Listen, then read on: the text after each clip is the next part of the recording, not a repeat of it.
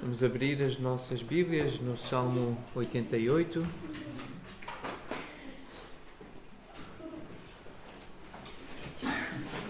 As nossas crianças acompanham a leitura agora desta passagem deste Salmo e logo a seguir a leitura depois saem com a Aninha e vão ouvir uma história da Bíblia.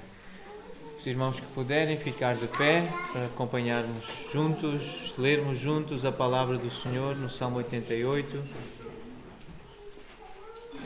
que é um cântico, salmo dos filhos de Corá, ao mestre de canto, para ser cantado com cítara, salmo didático de Emã Esraíta. Este é o Salmo 88, que é um lamento, a lamentação de um atribulado, alguém aflito e triste, como nós acabamos de cantar, alguém que tinha um coração aflito e triste. Ó Senhor, Deus da minha salvação, dia e noite clamo diante de Ti. Chega à Tua presença a minha oração, inclina os ouvidos ao meu clamor. Pois a minha alma está farta de males e a minha vida já se abeira da morte. Sou contado com os que baixam à cova, sou como um homem sem força. Atirado entre os mortos como os feridos de morte que jazem na sepultura, dos quais já não te lembras. São desamparados das tuas mãos. Puseste-me na mais profunda cova, nos lugares tenebrosos, nos abismos. Sobre mim pesa a tua ira.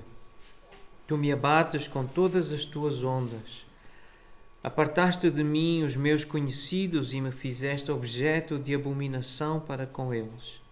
Estou preso e não vejo como sair. Os meus olhos desfalecem de aflição. Dia após dia venho clamando a Ti, Senhor, e Te levanto as minhas mãos. Mostrarás Tu prodígios aos mortos? Ou os finados se levantarão para Te louvar? Será referida a Tua bondade na sepultura, a Tua fidelidade nos abismos? Acaso nas trevas se manifestam as Tuas maravilhas e a Tua justiça na terra do esquecimento? Mas eu, Senhor, clamo a Ti por socorro e antemanhã já se antecipa diante de Ti a minha oração. Porque rejeitas, Senhor, a minha alma e ocultas de mim o rosto? Ando aflito e prestes a expirar desde moço. Sob o peso dos Teus terrores estou desorientado. Por sobre mim passaram as Tuas iras. Os Teus terrores deram cabo de mim. Eles me rodeiam como água de contínuo. A um tempo me circundam. Para longe de mim afastaste amigo e companheiro. Os meus conhecidos são trevas. Vamos orar. Senhor, estamos diante de um texto pesado, um texto difícil, duro de ser lido, uma realidade muito difícil de ser enfrentada, a que é descrita aqui neste salmo. Senhor, nós acabamos de ler as lamentações de um atribulado, de alguém que tinha o seu coração aflito e triste. Estando nós vivos e neste corpo, nós conseguimos entender. Porque nós também experimentamos momentos de tristeza e de aflição. Nós identificamos-nos com este salmista. Os nossos pequeninos, nossas crianças também se podem identificar com este salmo. Eles também sofrem, eles também choram, também se sentem muitas vezes com medo e aflitos. E eles precisam da Tua palavra, assim como nós, e pedimos que também fales com eles nesta manhã, como desejamos que fales connosco através deste salmo. Nós pedimos isto em nome de Jesus. Amém. Os pequeninos podem então ir com a Aninha e os irmãos com as suas Bíblias abertas no Salmo 88, com um bloco de notas, onde poderem fazer algumas notas para acompanharmos então o estudo da Palavra do Senhor. Várias pessoas que comentam, vários estudiosos têm dito ao longo dos séculos que não existe salmo mais triste no saltério. Não há oração e no cântico mais triste do que este no saltério, no conjunto do livro dos Salmos. Este salmo de lamento, ele é incomum, ele não é tão normal porque ele não termina com uma nota alegre. Ele não tem sequer uma nota alegre. Isso é incomum nos salmos, nas orações que nós encontramos na Bíblia. É um cântico, é um hino, é um salmo, esse é o significado da palavra. E é um salmo que os filhos de Corá cantaram e que adaptaram e que usaram. Eles eram descendentes de Levi, da linhagem dos coatitas, do filho Coate. Eles eram porteiros e músicos no templo que Davi idealizou, que Salomão construiu. Mas eles serviam no tabernáculo, que mais tarde se tornou o templo. Eles serviam como porteiros, como músicos, os coatitas. Eles foram autores de vários salmos. Entre o Salmo 42 e o 49 nós vamos ver esse título lá, no título, o nome deles, referência aos filhos de Corá. Salmos também de lamento, de devoção, de piedade. São orações muito piedosas.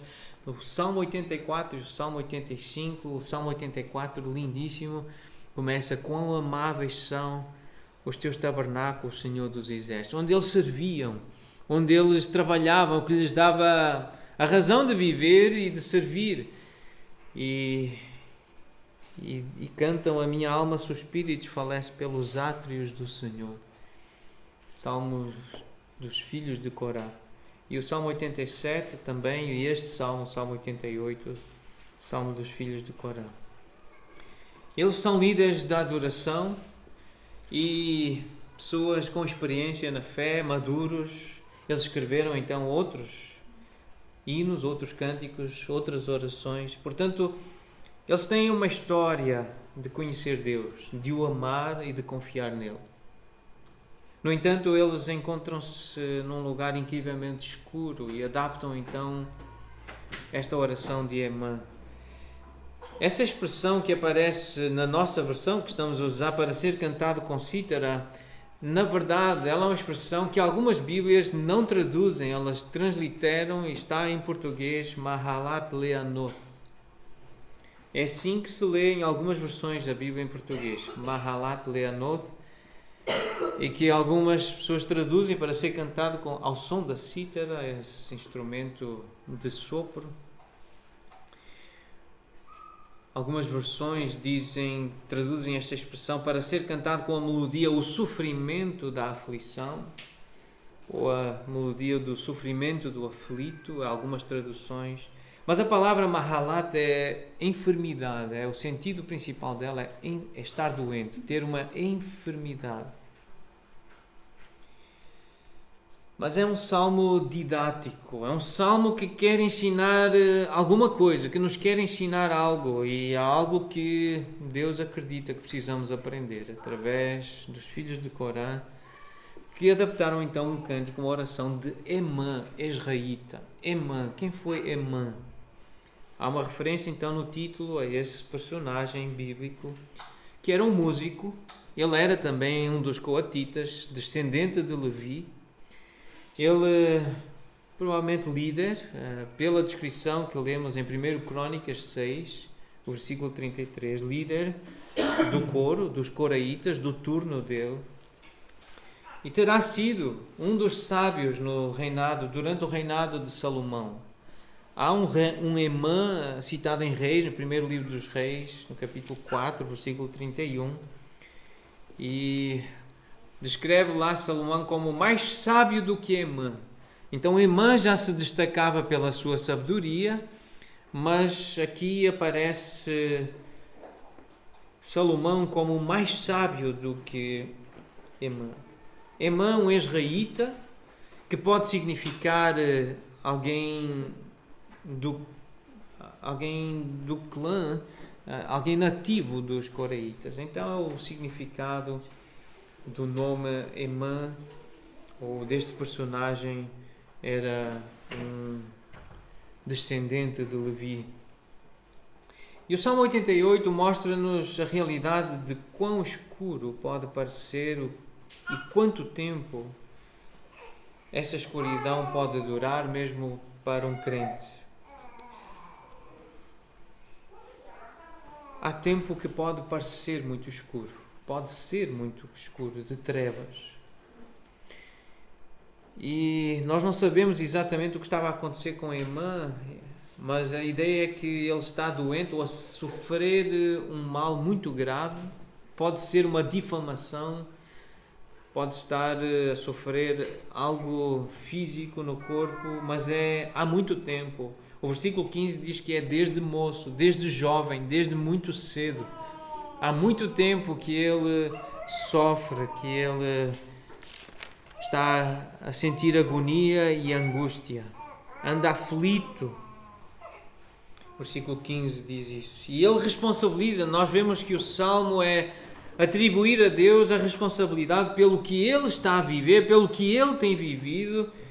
Ele responsabiliza, ele culpa Deus de não ouvir as suas orações. O Salmo é um salmo agressivo, é um salmo duro.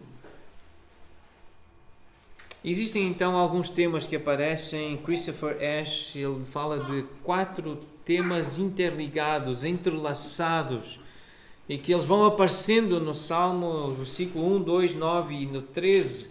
Nós percebemos a persistência da oração de Emã, ou no caso da adaptação dos filhos de Corã, destes adoradores do Senhor.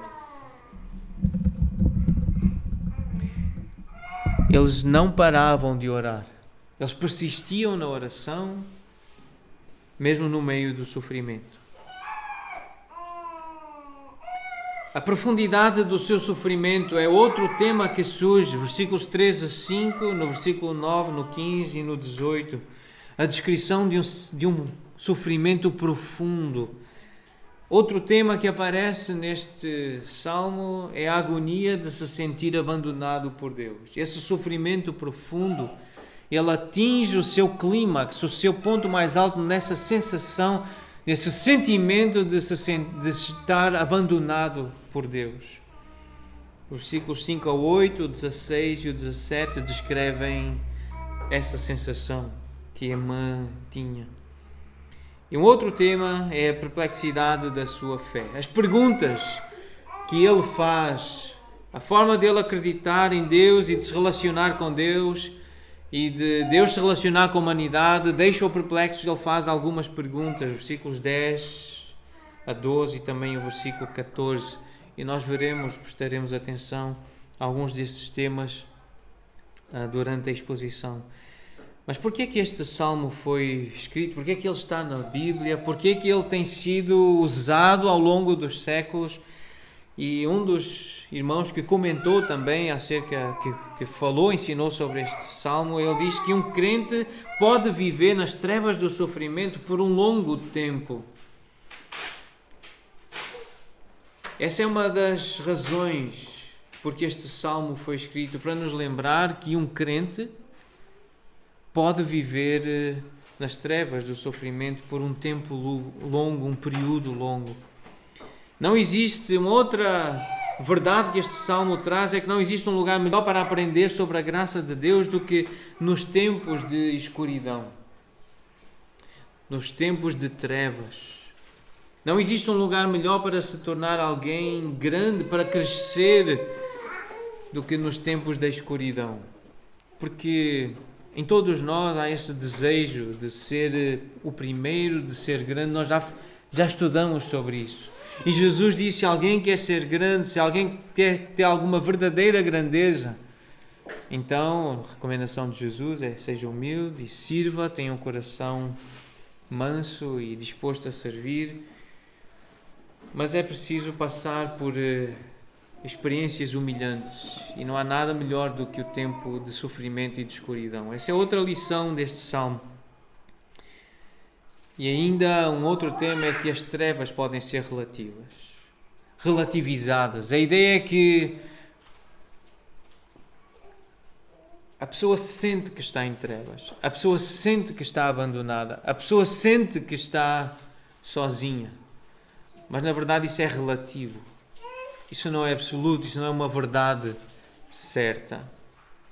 Mas olhando para esse primeiro tema e a persistência da oração de Emã, do crente do Velho Testamento, dos filhos de Corã, então este salmo começa com uma referência que se torna surpreendente à medida que nós vamos lendo o salmo e causa perplexidade, porque Emã chama o Senhor de Deus da minha salvação. É assim que ele começa esta oração. Ele fala para expressar o seu sofrimento, mas ele chama Deus de minha salvação, o Deus da minha salvação. Ele chama o Senhor, o Criador, de Deus da minha salvação. Então a presença destas orações nas Escrituras são um testemunho da compreensão de Deus. Deus sabe como o homem fala quando está desesperado. Deus sabe, e por isso Ele permite que orações como esta, e deseja até que orações como esta estejam no saltério, porque Ele quer que as pessoas saibam que Ele conhece o coração humano. Ele sabe que nós precisamos de um Salvador, Ele sabe que nós precisamos de clamar, Ele sabe que nós passamos por momentos de aflição, de tristeza, de angústia, e Ele ouve estas orações. Permitindo então que estas orações estejam na Bíblia, Deus mostra que se identifica, Ele compreende o sofredor. Ele continua a ser o Deus do salmista, apesar da forma como o salmista fala, mas Deus continua a ser o Deus dele. Não deixou de ser Deus, não deixou de ser o Deus da salvação de Emã. A persistência do salmista na oração, a sua reverência ou a sua referência, o seu respeito, porque Deus não deixou de ser o Senhor, mas ele refere-se a Deus como o Deus da sua salvação, e as qualidades que ele vê em Deus, as virtudes, os atributos que estão aí nos versículos 10 a 12, as perguntas que ele faz, apresenta atributos de Deus. São perguntas que ele faz a Deus, mas ele refere as maravilhas de Deus, os prodígios de Deus, que Deus é um Deus capaz de fazer milagres, prodígios. Então é uma característica de Deus que ele reconhece que Deus tem. A bondade e a fidelidade de Deus no versículo 11. Emã não deixou de reconhecer que Deus é bondoso e que Ele é fiel, que essa bondade precisa ser proclamada. Ele fala das maravilhas e da justiça de Deus. Então isso são primeiros passos que hão de culminar em louvor, culminam em louvor, precisam ser louvados, exaltados. Alguém tem que fazer isso. E há na história então de Emã um paralelo com a história de Jó.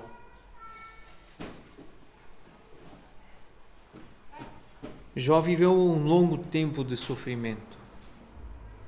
Mas a pergunta que surge no início do livro de Jó é Satanás que faz a pergunta ao Senhor. Este contexto do sofrimento, este contexto do relacionamento de uma pessoa com Deus e que a pessoa espera de Deus, na verdade é não sofrer, é ter prosperidade e paz e saúde e bênção.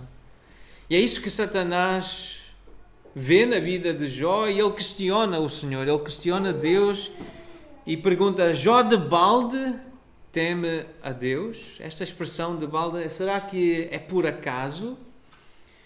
Será que ele não tem razões para temer o Senhor, para buscar o Senhor, para orar e servir a Deus? Será que é de uma forma inútil que ele o faz, ou é sem um propósito, sem uma intenção?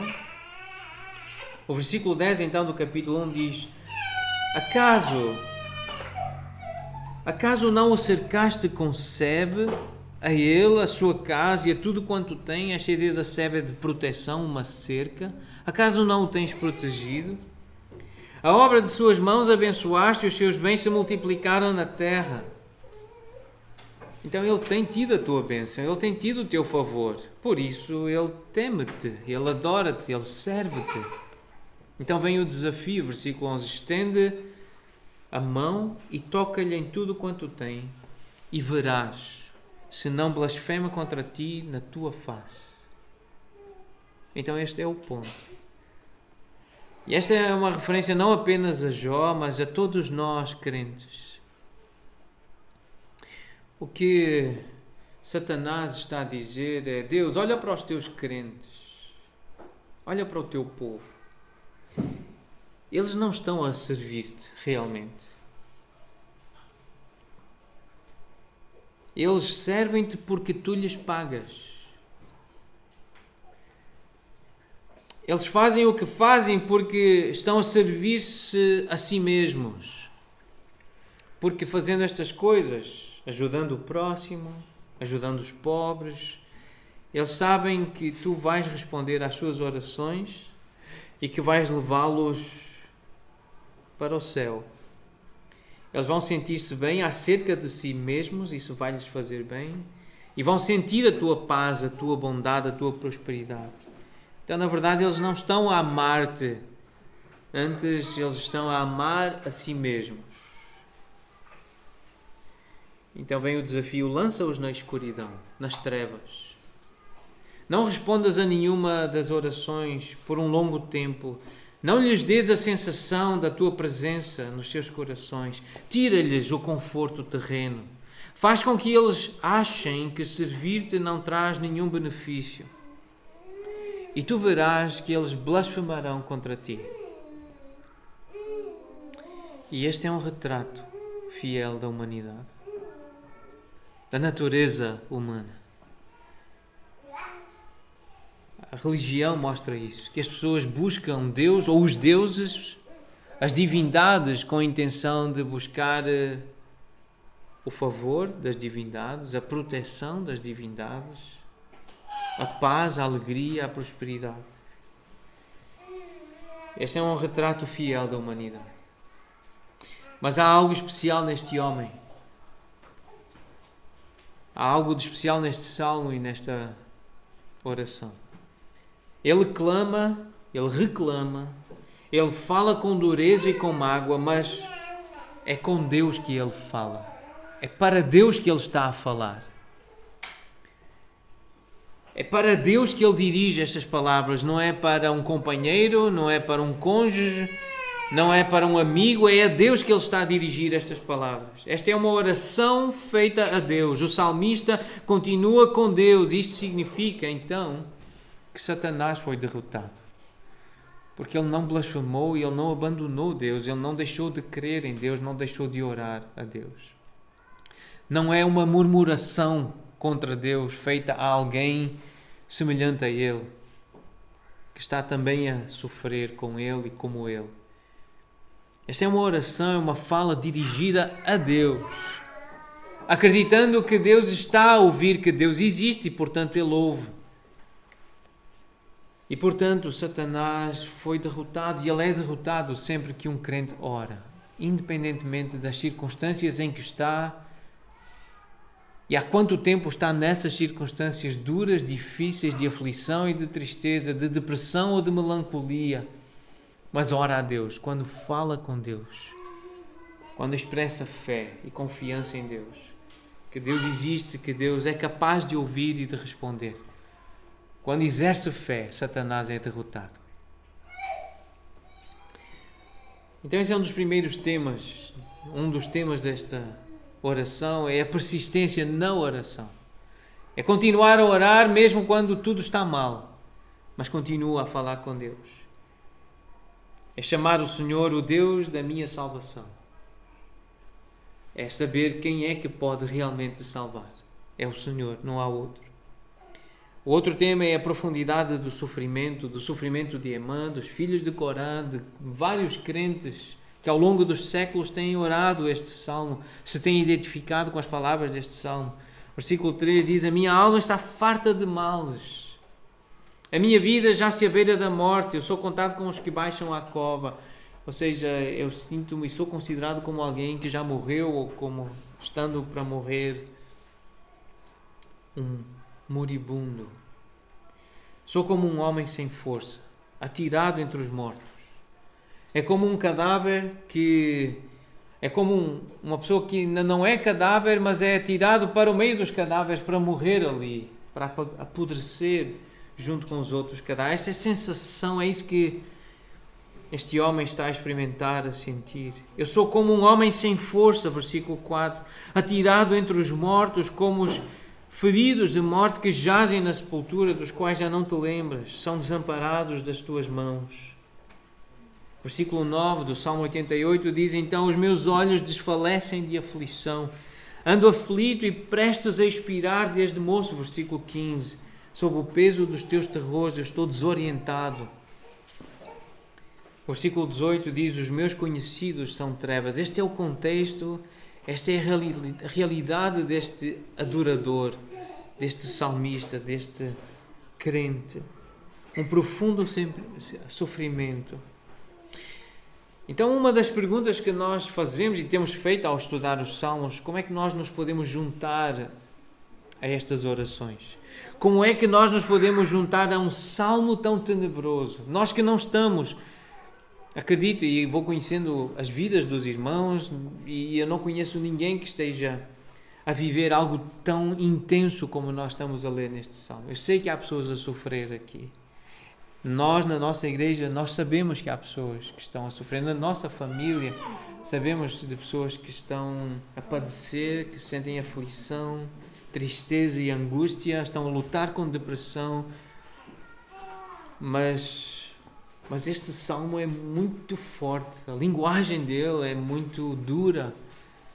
É um salmo tão tenebroso. Como é que nós nos podemos, então, juntar a este salmo? Em primeiro lugar, identificando-nos, sentindo empatia. É um sentimento, é uma predisposição da nossa alma, do nosso espírito, da nossa identidade, do nosso ser. É nós sentirmos empatia, nos identificarmos com o sofrimento genuíno e profundo deste crente do Antigo Testamento, de todos os outros crentes que cantaram este salmo com fé, que oraram, mas também com perplexidade nos seus corações, perguntando: porquê, Senhor? Porquê é que estás a permitir isto na minha vida? O que é que está a acontecer? Aquilo que os amigos de Jó fizeram, eles identificaram-se com ele. Em Jó 2:11 nós lemos que esses 3 amigos de Jó, ouvindo, sabendo que todo esse mal lhe sobreviera, eles chegaram, cada um do seu lugar, Elifaz, Bildade e Zofar, e combinaram ir juntamente condoer-se dele e consolá-lo. Eles decidiram condoer-se, sentir a dor dele, sentar-se ao lado dele para experimentar a dor dele. Essa identificação. Diz o texto lá em Jó, no capítulo 2, que levantando eles de longe os olhos e não reconhecendo, ergueram a voz e choraram, e cada um, rasgando o seu manto, lançava pó ao ar sobre a cabeça. Sentaram-se com ele na terra 7 dias e 7 noites. Nenhum lhe dizia palavra alguma, pois viam que a sua dor era muito grande. Jó viveu algo muito semelhante ao que Emã descreve aqui no Salmo 88. Era muito grande a dor dele. Mas como orar este salmo? Uma predisposição que nós podemos ter, uma decisão que podemos fazer de nos identificarmos com o sofredor, uma empatia, de sentarmos perto de alguém, de nos aproximarmos de alguém e deixar que o nosso coração se envolva, as nossas emoções se envolvam e até, quem sabe, chorar com eles. O Salmo 35 descreve um sentimento de Davi, um amor que ele decidiu experimentar e viver, inclusive pelos seus inimigos. O Salmo 35 descreve isso. Quando se refere aos inimigos, ele diz: eu decidi, sabendo que eles estavam enfermos, eu decidi vestir pano de saco. Eu afligia a minha alma com jejum e em oração me reclinava sobre o peito. Portava-me como se eles fossem meus amigos ou meus irmãos. Andava curvado de luto como quem chora por sua mãe. Uma decisão que ele fez de mostrar amor pelos seus inimigos. Então ele identificou-se com o sofrimento dessas pessoas. E nós temos e estudamos há relativamente pouco tempo a carta aos Romanos e este mandamento que Paulo deixa com o crente para os crentes: chorai com os que choram. O autor aos Hebreus, ele diz: lembrai-vos dos encarcerados, como se presos com eles, dos que sofrem maus tratos, como se com efeito vós mesmos em pessoa fosseis os maltratados. Então esta ideia de empatia, sintam, procurem experimentar aquilo que outras pessoas estão a sentir, identifiquem-se, esforcem-se. É como se estivessem a passar por isso. Aproximem-se dessas pessoas, porque foi isso que o nosso Senhor fez. Em João 11 nós lemos que Jesus, vendo Maria chorar, vendo o sofrimento de Marta, vendo as irmãs de Lázaro chorar por causa da sua morte, diz o texto, versículo 33, que ele agitou-se no espírito, ele comoveu-se. Jesus deixou-se comover. Jesus comoveu-se pelo sofrimento que ele viu no coração de Maria, no coração de Marta. Esta é uma das formas de nós orarmos este Salmo, Salmo 88. É nos identificando com a pessoa que está a sofrer. É um salmo útil, sim, a sabermos que há pessoas que sofrem a este ponto. Chegam a experimentar um sofrimento tão profundo como Emã, como os filhos de Corá descrevem aqui no Salmo 88. Contudo, a intensidade deste salmo leva-nos para um cumprimento de todos os sofrimentos e dos mais profundos na paixão de Jesus Cristo, na sua entrega, no seu sofrimento. Alguns cristãos leem este salmo na Sexta-feira Santa. Está num dos livros de oração, especialmente na Igreja Anglicana. E Agostinho disse que a paixão do Nosso Senhor é aqui profetizada no Salmo 88. Esta tem sido a interpretação de vários crentes ao longo dos séculos, é olhar para este salmo e ver aqui sinal da crucificação, da paixão de Cristo.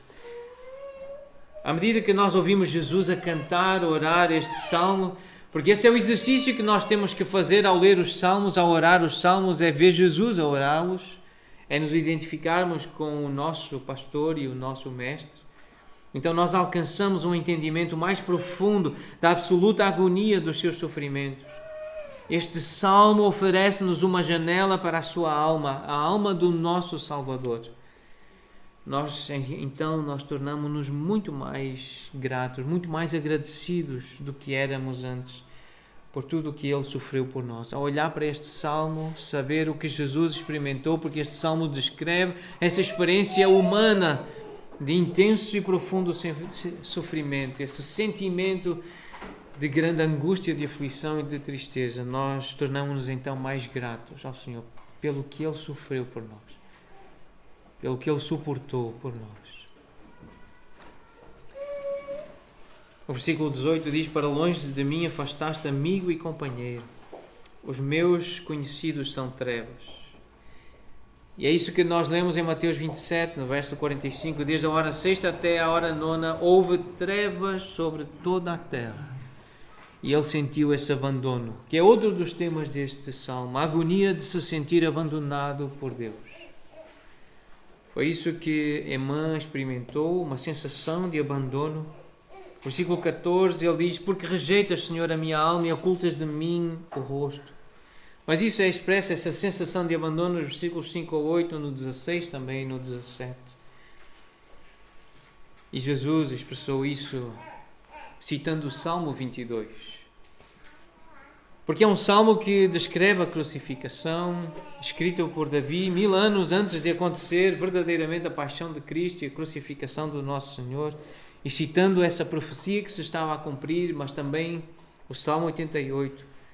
Por volta da hora nona, clamou Jesus em alta voz, dizendo: Eli, Eli, lama sabachthani, o que quer dizer: Deus meu, por que me desamparaste? Por que me abandonaste? Então, o que é que este salmo nos está a ensinar? Ela ensina-nos quão profundos e terríveis foram os sofrimentos de Jesus por nós. Ele experimentou esse sofrimento profundo, essa sensação de abandono. Diz Isaías, o profeta, que ele era desprezado e o mais rejeitado entre os homens, homem de dores e que sabe o que é padecer. A rejeição, ele experimentou essa sensação e essa dor de desprezo, de abandono. Essa aflição é descrita em Mateus 26. Jesus diz: a minha alma está profundamente triste até à morte, ficai aqui e vigiai comigo. Falando numa outra altura sobre a crucificação, o que iria acontecer com ele, a sua morte, em João 12 nós lemos Jesus a dizer: está angustiada a minha alma, que direi eu? Qual é o salmo que eu vou orar?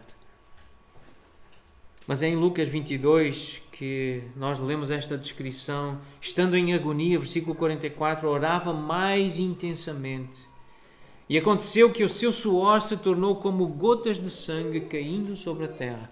A angústia, a tristeza, a depressão de Jesus, o sofrimento tão intenso levou-o a suar sangue. Então ninguém sofreu tanto como o nosso Senhor. Não há sofrimento tão profundo e tão duro como este que o nosso Senhor experimentou. Especialmente essa sensação de abandono. Deus meu, por que me desamparaste? Nada angustia mais o Filho de Deus do que ser abandonado por Ele. Versículo 8 diz, do Salmo 88, apartaste de mim os meus conhecidos, me fizeste objeto de abominação para com eles, estou preso e não vejo como sair desta solidão, desta sensação de abandono. Para longe de mim afastaste amigo e companheiro, diz o versículo 18, os meus conhecidos são trevas. Jó também diz, no capítulo 19, que descreve também o seu intenso sofrimento, ele diz: os meus parentes me desampararam e os meus conhecidos se esqueceram de mim. Esta ideia de rejeição, de abandono, e a máscara tem sido um símbolo de rejeição, para mim pelo menos. Eu acredito que todos já experimentaram isto. Já me aconteceu algumas vezes de me esquecer e entrar num lugar não tendo a máscara. O desespero da pessoa, parece que entrou um leproso naquele lugar. Parece que entrou um assassino naquele lugar. Algumas pessoas ficam tão desesperadas que me rejeitam, que me abominam e que lá para fora, e que me deixam abandonar. Essa sensação de ser rejeitado, uma coisa muito simples, mas acho que já todos esqueceram a máscara em algum momento e acho que já todos experimentaram essa sensação de ser rejeitado num lugar. Eu quero entrar e não posso. Porquê? Porque eu não tenho um pano à frente da boca. Mas é uma sensação muito desagradável, a sensação de ser rejeitado, ser desprezado. Mas é um símbolo forte daquilo que o que é a sensação de ser rejeitado. E Jesus sentiu isso. Ele foi desprezado, ele foi rejeitado. Emã sentiu isso, abandonado por amigos e parentes. Jó diz: os meus parentes me desampararam. Os meus conhecidos se esqueceram de mim. Quão profundos e terríveis foram os sofrimentos de Jesus por nós. Ele era desprezado e o mais rejeitado entre os homens, homem de dores. Sabe o que é padecer. Jesus sabe o que é sofrimento intenso. E é por causa do sofrimento de Cristo que o nosso sofrimento aqui não é em vão e não é sem sentido. Aprender a lidar com a dor da rejeição quando nós não temos máscara. É difícil responder de uma forma piedosa, mansa e humilde quando alguém fica apavorado porque eu não estou com máscara. É difícil ser paciente em circunstâncias como estas que estamos a viver. Ser equilibrado, sensato e manso. Mas não é sem sentido que nós sofremos. É por causa do sofrimento de Cristo que o nosso sofrimento não é castigo ou punição pelos nossos pecados. Porque se há alguém que merece sofrer, somos nós. Sou eu. Eu cometi pecado, Jesus não. Mas o sofrimento dele Faz com que eu entenda que o sofrimento que eu passo hoje, seja por uma dor física ou emocional, espiritual, eu não estou a passar como consequência do meu pecado, porque o meu pecado foi imputado a Jesus, já foi pago. Eu posso sofrer algumas consequências de pecados que eu cometo, claro, mas isso não é um castigo. O castigo já foi lançado sobre Jesus. Essa é a doutrina da justificação que nós recordamos a semana passada ao estudar o Salmo 32. Bem-aventurado aquele que tem o seu pecado, a sua iniquidade perdoada, a quem não é imputada nenhuma iniquidade, nenhuma culpa. Então é por causa do sofrimento de Cristo no Calvário que o nosso sofrimento não é um castigo ou uma punição pelos nossos pecados, porque nós fomos perdoados, nós fomos justificados. É consequência, sim, de haver pecado no mundo. Há pecado na nossa natureza. Nós fomos criados em pecado. Em pecado me gerou minha mãe, diz o salmista. Nós temos e herdamos uma natureza pecaminosa. É claro que nós lutamos e sofremos por causa do nosso pecado, mas não como castigo. Se somos crentes em Jesus Cristo, se nós realmente entendemos a mensagem da cruz, o Evangelho, o sofrimento que passamos, o desprezo, as dores físicas, não é um castigo pelo nosso pecado. Precisamos entender isso. Isso é uma das coisas que atormenta muitos crentes. E alguns duvidam da sua salvação. Se eu estou a sofrer assim tanto, se eu estou a passar por estes problemas, afinal, se calhar eu não sou crente. Porque Deus deveria me estar a livrar destas coisas. Mas Deus não livra e Deus continua a permitir sofrimento. Então a pergunta: por que Deus permite o sofrimento? Porque Deus quer mostrar os terríveis estragos que o pecado trouxe para a humanidade. Ele quer mostrar a nossa fragilidade. Deus quer quebrar a nossa confiança em nós mesmos. Deus permite o sofrimento porque Ele quer lembrar-nos de que ainda não chegamos ao fim do caminho, ao lar celestial, ao céu. E Deus quer lembrar-nos o quanto nós precisamos dEle. É por isso que há sofrimento. É por isso que Ele permite o sofrimento. Então, uma aplicação do que nós já vimos até aqui. Irmão e irmã, tenha compaixão dos que estão a sofrer. Não condenes, não julgues, porque tu não sabes tudo o que está a acontecer na vida dessas pessoas que estão a sofrer intensamente. Ora por elas, oferece-lhes palavras de consolo e de encorajamento, oferece-lhes ajuda física, material. Mas não as julgues, não as condenes, porque tu não sabes tudo o que está a acontecer com essas pessoas. Porque é que Deus está a permitir o que está a permitir nessa vida? Uma das coisas tu sabes, e já aprendemos, que Deus permite o sofrimento porque Ele quer mostrar como o pecado é horrível e o que Ele faz na humanidade. Ele quer mostrar a essa pessoa que está a sofrer muito o quão frágil ela é.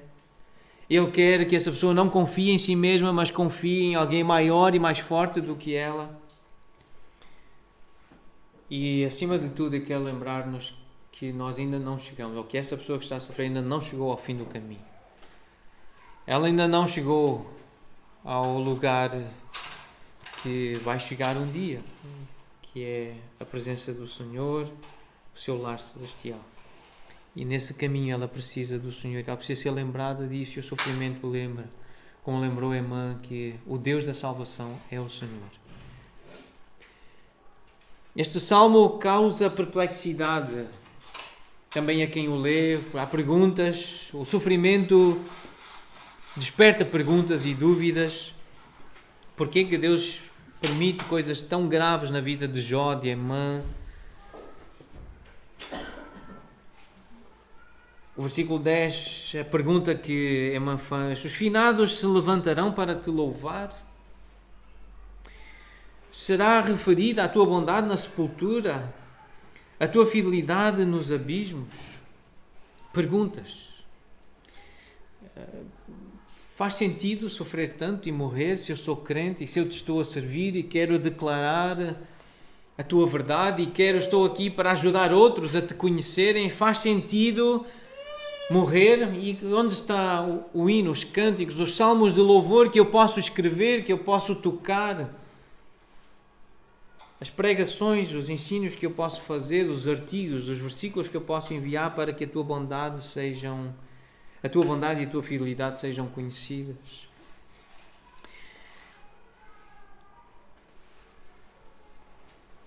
Robert Somerville, ele escreveu o capítulo sobre depressão no livro Homens Aconselhando Homens. E logo no início desse capítulo, o irmão Bob, ele diz assim: louvado seja Deus. Depois de eu mesmo ter passado pela severa prova da depressão. E ele começa o capítulo perguntando assim: o que fazer quando um conselheiro está com depressão, e o conselheiro sou eu, e precisa ajudar pessoas com depressão. E ele diz que passou por uma severa prova de depressão. A minha mensagem, contudo, não mudou, mesmo eu tendo passado por essa severa prova. E diz então o irmão Bob: eu ensino as mesmas verdades, mas agora com mais empatia e gratidão. Mas ele não mudou a forma de se relacionar com Deus e com as pessoas. Ele continua, ainda hoje, a desejar louvar o Senhor e a falar da bondade e da fidelidade do Senhor, do amor fiel do Senhor. O que Emã costumava fazer era louvar o Senhor, era cantar a sua bondade, exaltar a fidelidade de Deus. E é por isso que na sua humana mentalidade, e o que nós lemos neste salmo, é um homem a tentar convencer Deus a prestar-lhe atenção, argumentar com Deus, chamar Deus à razão, com estas perguntas que ele faz aqui, especialmente nos versículos 10 a 12. Porque ele costumava louvar o Senhor, cantar a sua bondade, exaltar a fidelidade do Senhor. E é por isso que então nessa mentalidade muito humana ele tentou negociar com Deus o livramento da sua depressão. Então o que isto nos faz pensar é: e nós? O que é que nós poderíamos argumentar? Será que nós teríamos algo para apresentar a Deus como argumentação? Algo semelhante a isto que Emã apresenta? Deus, tira-me destas trevas, desta depressão, deste poço. Tira-me deste lugar escuro, porque eu quero servir os irmãos. Eu tenho servido os irmãos, eu tenho visitado irmãos que precisam de visita, eu tenho tocado um instrumento para louvor ao teu nome, eu tenho conduzido um carro ou carros para te servir, servindo famílias, servindo a igreja. Eu tenho ensinado a tua palavra, eu tenho feito orações intercessórias por outras pessoas. Senhor, eu tenho sido útil. E que utilidade eu terei se continuar nesta depressão ou se eu morrer nesta tristeza? Isto faz-nos pensar. Emã tinha coisas para dizer, ele era útil. E na sua mentalidade humana, ele queria negociar com Deus o livramento da depressão. A pergunta é: e nós? Sentimos-nos nós também úteis como Emã se sentia? Como os filhos de Corã, os porteiros, os instrumentistas do templo, do tabernáculo se sentiam? O que é que tu tens feito para argumentar com Deus e dizer: Deus, não me deixes morrer porque eu tenho utilidade enquanto estiver aqui. Não me deixes deprimido porque eu preciso cantar a tua bondade, eu preciso ensinar acerca da tua fidelidade. Eu quero servir os irmãos. Eu quero trabalhar. Então o irmão Robert diz: louvado seja Deus. Depois de eu mesmo ter passado pela severa prova da depressão, a minha mensagem não mudou. Eu ensino as mesmas verdades, agora com mais empatia e gratidão. Ele pergunta: quais são os sintomas da depressão? Embora possa haver graus diferentes de depressão, este é o irmão Bob nesse livro, Homens Aconselhando Homens, no capítulo sobre a depressão. Embora possa haver graus diferentes de depressão que variam do moderado ao severo, há algumas características comuns que a identificam. São elas o humor deprimido, o prazer acentuadamente diminuído nas atividades, perda ou ganho significativo de peso, insônia, agitação psicomotora, perda de energia, sentimento de inutilidade ou culpa excessiva, capacidade diminuída de pensar e pensamentos de morte ou suicídio recorrentes. Diz o irmão Robert Somerville: eu experimentei todas estas características da depressão. E aqui, eu já disse aos irmãos, tivemos connosco um pastor, professor de aconselhamento bíblico, o pastor Edson Naves, que aqui connosco, comigo e com a Graça e com a esposa, ele contou a sua experiência, ele passou por estas coisas. Ele, um homem enérgico, um líder, um homem alegre, passou por estas coisas. Contou-nos como foi passar por isso. É algo real, é algo intenso, é algo profundo. Voltando ao testemunho do irmão Bob Somerville, como Elias, nós também escolhemos esquecer as bênçãos. Então, Deus dá-nos a esperança por meio de conselheiros que nos ajudam a pensar naquilo que é verdadeiro, respeitável, justo, puro e amável. Eu também precisei de uma perspectiva correta, diz o irmão Bob, na minha depressão. Eu precisei ser encorajado vez após vez com as verdades do Evangelho. Embora eu seja mais pecador e falho do que imagino, eu sou também mais acolhido, amado e perdoado do que eu ouso esperar, visto que coloquei a minha fé na morte substitutiva de Cristo na cruz em meu lugar. E Ele ainda não terminou a sua obra em mim. Então, o que é que este salmo nos ensina? Que mesmo os homens mais santos, piedosos e fiéis, eles passam por momentos de profunda melancolia espiritual.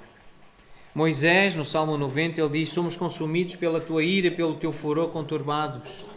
Um dos homens que viveu uma depressão. Elias, 1 Reis 19, diz: ele se foi ao deserto caminho de um dia e veio, se assentou debaixo de um zimbro e pediu para si a morte e disse: basta, toma agora, ó Senhor, a minha alma, pois não sou melhor do que meus pais.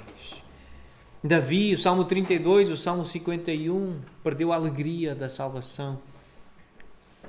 Os ossos dele, ele diz que envelheceram, era uma sensação de quase morte.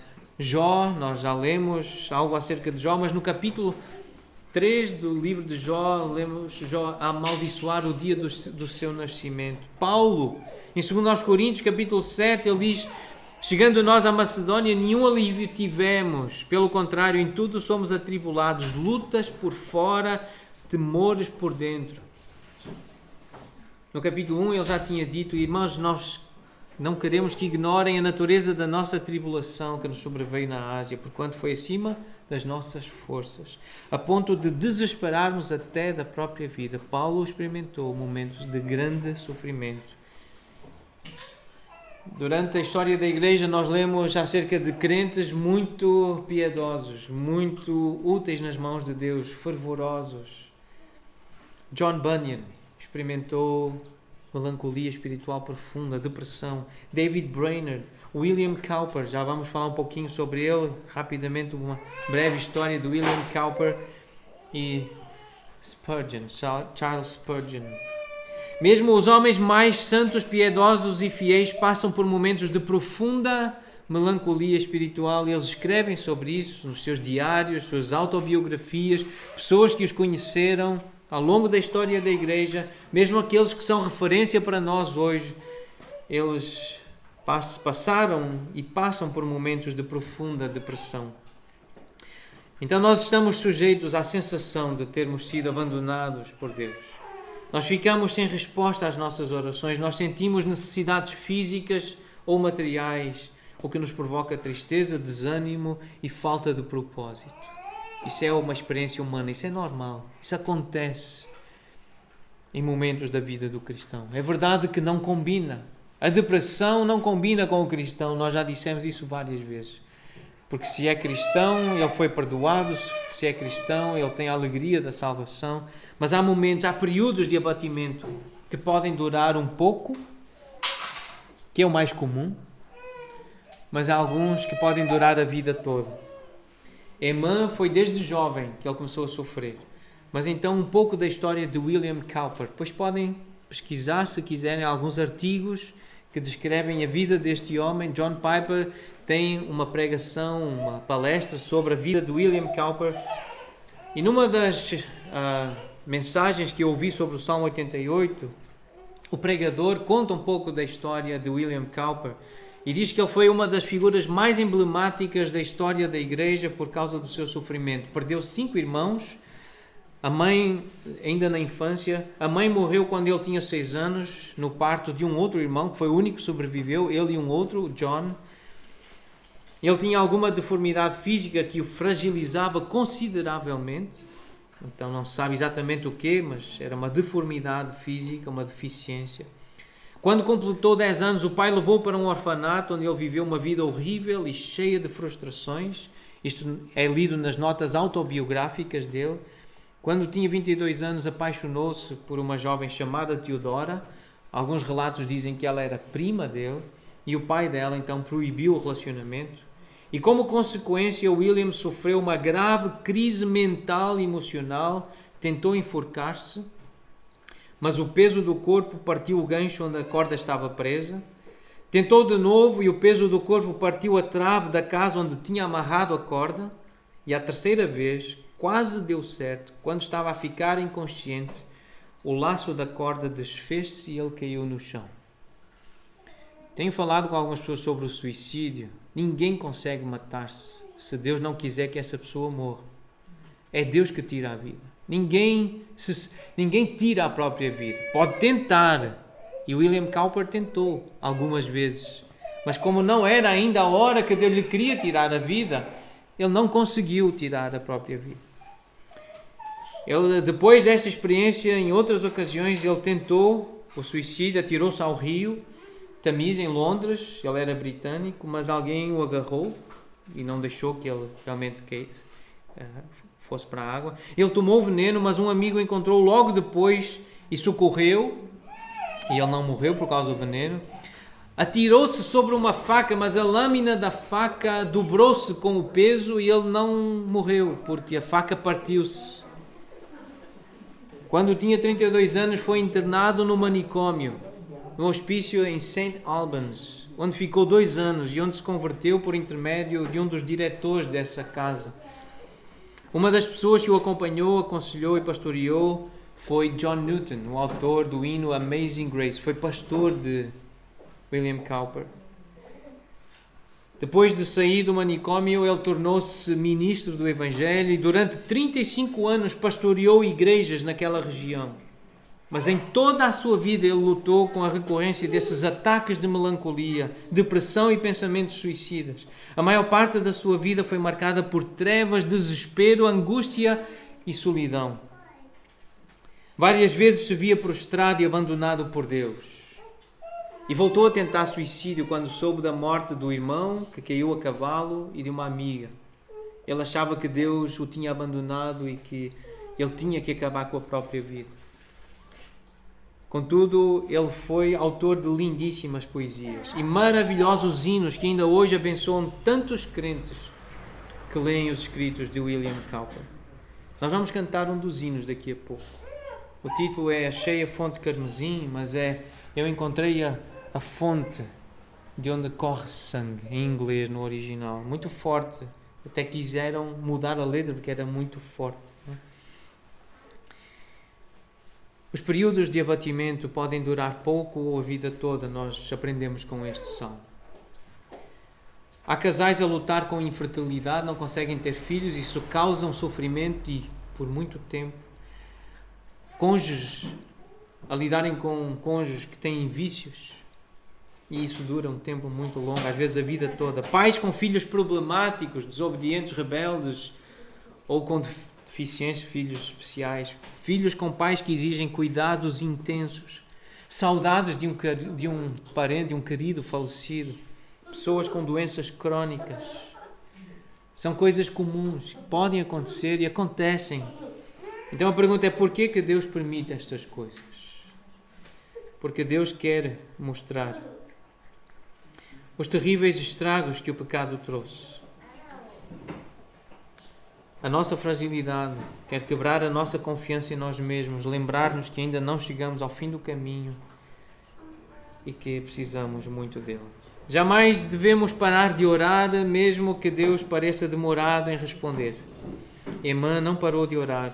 Ele foi persistente na oração. Então o Salmo 88 apresenta-nos um contexto de dor e sofrimento prolongados que alguns dos nossos irmãos podem estar a experimentar, mas por favor, não deixes que esse irmão fique apenas no Salmo 88. Tu precisas encaminhá-lo para o Salvador. Ele foi chamado de homem de dores que sabe o que é sofrer. A Bíblia não promete que nunca nos sentiremos abandonados por Deus. A Bíblia promete que nós nunca seremos abandonados por Deus.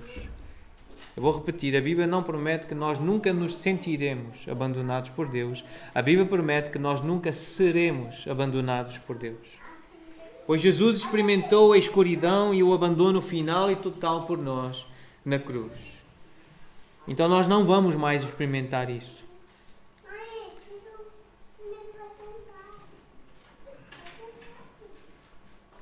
Tu não podes convencer uma pessoa de que ela não é reprovável aos próprios olhos se ela está convencida que é. Tudo o que tu podes fazer é continuar a semear a bondade, a benevolência, a misericórdia, a simpatia de Jesus, bem como a verdade da suficiência da expiação e da plenitude da justificação de Cristo. A pessoa poderá dizer que estas verdades são maravilhosas em si mesmas, mas que não lhe pertencem. Ela não tem fé. Contudo, no tempo de Deus, a estas verdades poderá ser acrescentado o poder de despertar a esperança e de gerar um espírito de adoção. Foi John Piper que disse isso ao falar sobre William Cowper. E ele diz, nós temos boas razões para esperar que se nutrirmos na nossa igreja o amor e a paciência que John Newton evidenciou e a suficiência da expiação de Jesus, os William Cowpers entre nós, aqueles que estão a sofrer entre nós, não serão entregues ao inimigo no final. E para terminar então, a pergunta que é feita no versículo 10. Mostrarás tu prodígios aos mortos ou os finados se levantarão para te louvar? A pergunta do versículo 10 e a resposta é, se tu acreditas em Jesus Cristo como teu Senhor e como teu Salvador, a resposta é sim. Tu vais te levantar dos mortos para louvar o Senhor Jesus, sim. E essa é a verdade que tu e eu temos que nos apegar, que nós vamos ressuscitar um dia. É verdade, os finados vão voltar e vão louvar o Senhor. Há a ressurreição. Uma mulher com uma doença crónica, ouvi um dos pastores também a contar esta história recentemente. Ele disse que conheceu uma mulher que tinha uma doença crónica e às vezes as pessoas perguntavam quando a visitavam, como é que se está a sentir? É muito desconforto, muito, está a doer muito, e ela respondia várias vezes, e ainda está viva, parece, nada que a ressurreição não cure. Isto não é nada que a ressurreição não vá curar. Era a confiança dela. E ela tinha e tem toda a razão, e tal como tinha que haver ressurreição para Cristo, certamente também haverá para o seu povo sofredor. Michael Wilcock diz sobre este salmo, esta escuridão pode atingir o crente, diz o salmista. Isto não significa que estás perdido. Esta escuridão pode atingir alguém que não a merece. Afinal de contas, atingiu Jesus. Isto não significa que te desviaste. Isto pode acontecer em qualquer altura. Enquanto este mundo existir, apenas no próximo estas coisas passarão. E isto pode acontecer sem tu saberes porquê. Existem respostas, existe um propósito e um dia tu saberás. Louvado seja Deus. Depois de eu mesmo ter passado pela severa prova de depressão, diz Robert Somerville, a minha mensagem não mudou, ensino as mesmas verdades, agora com mais empatia e gratidão. Apesar da enorme luta, William Cowper da luta dele contra a depressão, a verdadeira graça do Senhor manifestou-se na sua vida na forma como ele compôs poesia e hinos tão preciosos. Os seus frequentes colapsos mentais produziram, não sei se conhece a expressão, sigmatismo, alguém que usa muito os S's e tem uma dificuldade na fala, gaguez, ele tinha sigmatismo e gaguez. E ele teve que viver o resto da vida com esse problema. Isso torna as palavras finais deste hino, do hino que nós vamos cantar no original, ainda mais preciosas. Esta estrofe não foi traduzida para o português, então eu vou ler em inglês e vou ler uma tradução dessa última estrofe antes de nós cantarmos este hino. Então, por causa desses grandes problemas que ele teve, desenvolveu problemas na fala, e ele diz assim na última estrofe do hino em inglês: When this poor lisping, stammering tongue lies silent in the grave, then in a nobler, sweeter song I will sing thy power to save. Isto tem métrica, tem correspondência. Agora em português, o que é que isto significa? Quando esta pobre língua sigmática e gaga, em silêncio no túmulo repousar, uma nobre e doce canção então vou cantar. Cantarei o teu poder para salvar. William Cowper. Achei a fonte carmesim. Vamos aprender a cantar este hino. Vamos cantá-lo juntos. Se puderem ficar de pé. Vamos cantar este lindo hino. O título, a primeira linha em inglês é: existe uma fonte cheia ou da qual corre sangue, cheia de sangue. É assim que diz a primeira linha, que foi traduzida em português: a cheia fonte carmesim. Carmesim é vermelho, um vermelho vivo, a cor do sangue.